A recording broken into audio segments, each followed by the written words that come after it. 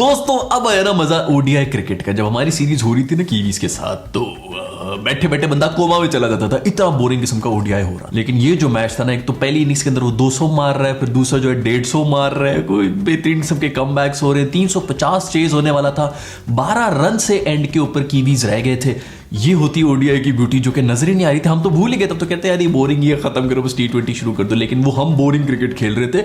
ये भी बहुत मजे का हुआ मैच। ये न्यूजीलैंड वाले अगर जीत जाते ना आज, तो सबसे ज्यादा खुश हमारी पाकिस्तानी टीम होती है। वो ये कहती है देखो भाई, हम कोई छोटी मोटी टीम से तो नहीं हारे, वो भी तो होम के ऊपर हार गए इंडिया वाले। क्योंकि हमारा तो यही आजकल स्टैंडर्ड रह गया कि हम जिससे हार रहे हैं वो दूसरी टीम भी उसी से हार रही है। खैर बहुत ही बेहतरीन मैच था। इंडिया ने पहली इनिंग्स के अंदर टोटली जो है वो दबोचा हुआ था। उसके बाद वो अंडरटेकर जिस तरह लेटा होता है ना ताबूत के अंदर, उनको मरा हुआ होता है, जो मीम भी है जिसके अंदर बंदा कई बात उसको गले से पकड़ लेता है, उस तरह पकड़ लिया न्यूजीलैंड ने। 6 आउट होने के बाद न्यूजीलैंड को याद आया कि यार ये बाउंड्रीज तो काफी छोटी है, हम भी स्कोर कर सकते हैं। मैं कोई 50-50 मीटर की इन्होंने जो है वो बाउंड्रीज बनाई हुई थी।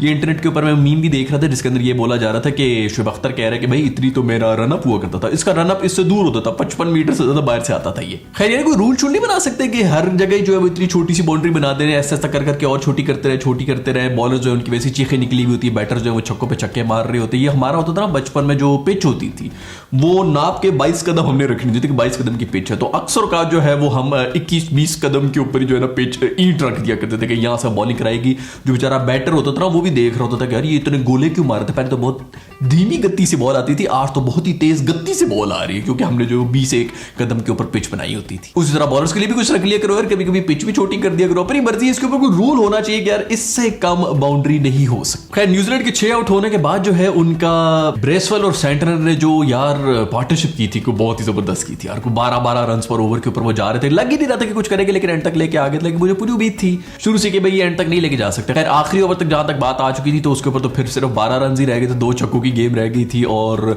सबसे ही पोली किस्म की बॉलर जो है शार्दुल ठाकुर, जो उन्होंने पोली किस्म की बॉल करा के उसका आउट किया था। खैर जो भी हो, ऑन स्पॉट यॉर्कर था जिसके ऊपर वो आउट हुआ है बॉय, और वो प्लम आउट हो गया, तो उसको क्रेडिट तो जाता है। लेकिन जो असल क्रेडिट जाता है ना वो मेरे दोस्त पांडु को जाता है। मेरे दोस्त पांडु ने जो 49th ओवर कराया ना, उसके अंदर गेम हुई है बदल। ना छक्के का है ना चौके का है, ऊपर से बहुत ही इंपॉर्टेंट विकेट भी उसने ले ली, जिसकी वजह से न्यूजीलैंड जो है बिल्कुल बैकफुट के ऊपर चला गया था। लास्ट ओवर के अंदर उन्होंने 20 रन बनाने थे। 20 रन बहुत ज्यादा रन होते हैं ओडीआई के अंदर, स्पेशली ऊपर से अगर आप लास्ट विकेट के ऊपर बैटिंग कर रहे हो। अगर कोई 13-14 रन भी होते ना तो फिर भी कुछ हो जाना था। लेकिन मेरे दोस्त पांडु ने अपनी परफॉर्मेंस दी है और उसी की वजह से ये मैच जीते हैं, बिल्कुल काम एंड कलेक्टेड। मैं कहता हूं टेलर मेड कप्तान है मेरा दोस्त। वैसे बात की जाए तो ये कीवी के प्लेयर्स किधर गए यार सारे? विलियमसन है नहीं, साउदी है नहीं, ट्रेंट बोल्ट है नहीं, इन्होंने भी ना ये सब प्लेयर्स छुपा के रखे हुए। तो उनको पता है कि वर्ल्ड कप जो है वो इन्हीं पिचेस के ऊपर इंडिया के खिलाफ होने लगे, तो इंडिया फेवरेट होने वाला है, तो इसलिए इंडिया के खिलाफ हम अपने प्लेयर्स को डालेंगे ही नहीं। ये उस वक्त वर्ल्ड कप के अंदर आके उन सबको खुला छोड़ देंगे कि जाओ पड़ जाओ इन सबको। और इनकी आदत यही होती है, इंडिया को ये नॉकआउट सीरीज के अंदर नॉकआउट कर देते। लेकिन भाई जो भी हो, इस पूरे मैच की अगर कोई हाईलाइट रही है ना, तो वो रही है गिल की 200 रन की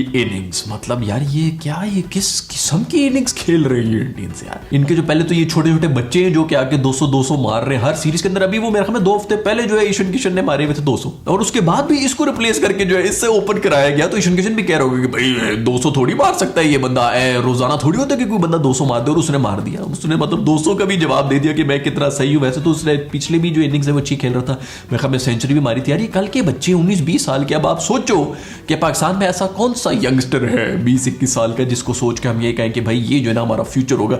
200 का आप किसी से इमेजिन कर सकते हैं कि हमारा कोई बंदा मारेगा? कोई एक नाम भी नहीं आता, कोई एक यंगस्टर भी नहीं आता जैसे बंदा कहे कि यार ये 200 मारेंगे। 70 से ऊपर जाके जो है हमारे फेफड़े मुंह में आ जाते हैं। हम तो फिट इतने नहीं है कि हम 100 भी मार सके। खैर जो भी हो, हमारे फखर जमान को दुआएं देनी पड़ेगी कि यार उस बॉय ने जो है हमारी 201 मारी हुई। जो 200 का क्लब है ना, ये सारी तस्वीरें आप देख लें, इसके अंदर बीच में हमारा जो फखर जमान है वो सूरजमुखी की तरह बैठा हुआ है। शुक्र है कि इसने कोई 200 मार दी, नहीं तो हमारा कोई नामो निशान भी नहीं था 200 के अंदर। एक जमाने में सईद अनवर हुआ करता था 194 के ऊपर, वो सबसे टॉप स्कोरर होता था 90s के अंदर।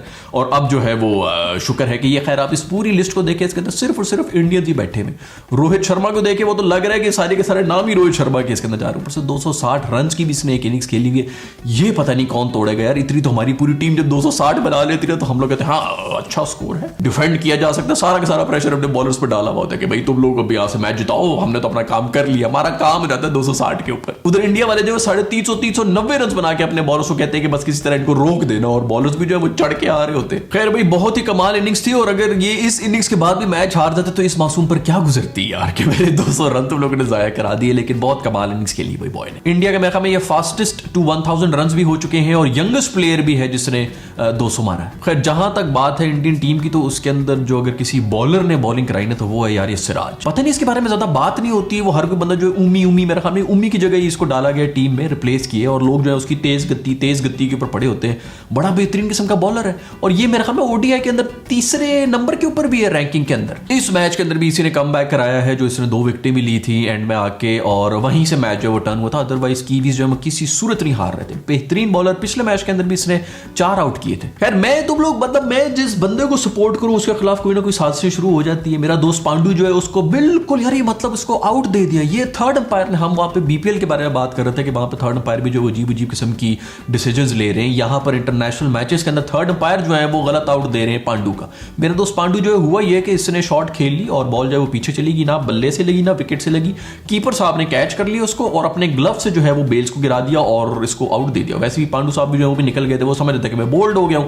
थर्ड अंपायर तो देख रहा है यार, वो तो कहता था कि भाई तू बोल्ड ना हो वापस जा, लेकिन जो भी हो उसको आउट दे दिया और वो चला भी गया। भाई कोई थोड़ी सी अकल होती है कि अगर बॉल लगी हो बेल्स के ऊपर तो यार मोस्ट प्रॉब्ली वो पीछे की तरफ गिरेगी ना बेल्स, वो आगे गिर रही है क्योंकि पीछे से धक्के दे रहा है कीपर। खैर इसका बदला जो है बाद में ईशान किशन ने भी दे दिया, उसने भी हाथ मार के जो है अपीलें करना शुरू कर दी कि ये बोल्ड होके गया है। इसके ऊपर मैं हमें इसकी भी कोई जो है वो पेशी वगैरह हो जाएगी, लेकिन जो भी हो बहुत बुरा हुआ है मेरे दोस्त पांडु के साथ। पिछले कोई 7 ओडीआईज जो इन्होंने आपस में खेले हैं जो कि कंप्लीट हुए हैं, उसके अंदर 6 मेरे ख्याल में कीवीज जीते थे और 1 इंडिया जीता था, तो उन्होंने भी इस बदला ले लिया। ये वाला भी कीवीज जो है वो पहुंच गए थे। इनका बड़ा कोई टाकरा होना शुरू हो गया और स्पेशली नॉकआउट स्टेज के अंदर आके तो कीवीज ने पता नहीं अलग ही किस्म का गुस्सा रखा हुआ है इंडियंस के लिए। खैर मेरा दोस्त शर्मा जो है उसने भी अच्छी इनिंग्स खेली थी, लेकिन ज्यादा देर चल नहीं सकी थी। बस मेरा ख्याल में फिर स्टार्ट ली और फिर चला गया। लेकिन क्या है कोई बेहतरीन किस्म की टाइमिंग मार के छक्के मारता है। बॉल को भी मजा आ रहा था छक्का खा के, यार अब मजा आया ना, उड़ती भी जा रही होती बाउंड्री से बाहर। खैर मजे की होगी सीरीज। और मुझे तो न्यूजीलैंड के ऊपर हो रहा है कि यार वो अभी 1.5-2 महीने से हमारे पास आए हुए थे, उसके बाद अभी इधर गए हुए हैं। इसके बाद फिर मेरा ख्याल में उन्होंने दोबारा पाकिस्तान भी आ जाना है। पता नहीं पाकिस्तान में आके दोबारा 5 T20 आईज खेल रहे हैं और ओडीआईज भी खेलने उन्हें 3-4-5 जो है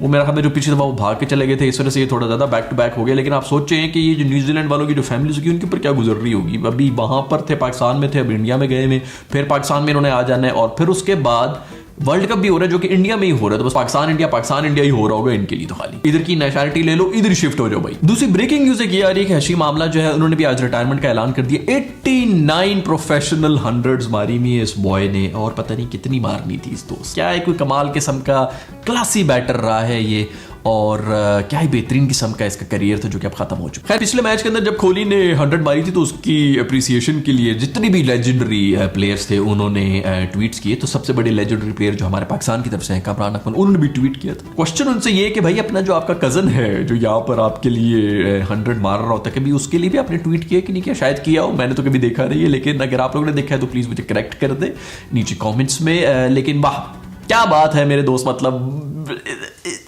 इन लोगों को समझ भी नहीं आती। मतलब आपके दिल में अगर कुछ हो ना किसी के लिए थोड़ी बहुत ही कुछ खुन्नस मुन्नस हो तो थोड़ा तरीके से आप वो करते हैं। इन लोगों से वो छुपती भी नहीं है। खैर जो भी हो, आज की वीडियो में इतना ही। अगर आप लोगों को ये पसंद आई है तो यहाँ पर मैं अपना वो गोलू दे रहा हूँ मुंह वाला जो है सब्सक्राइब वाला, इसको दबा दो। CBR में कैसे समझ लो। See the next video.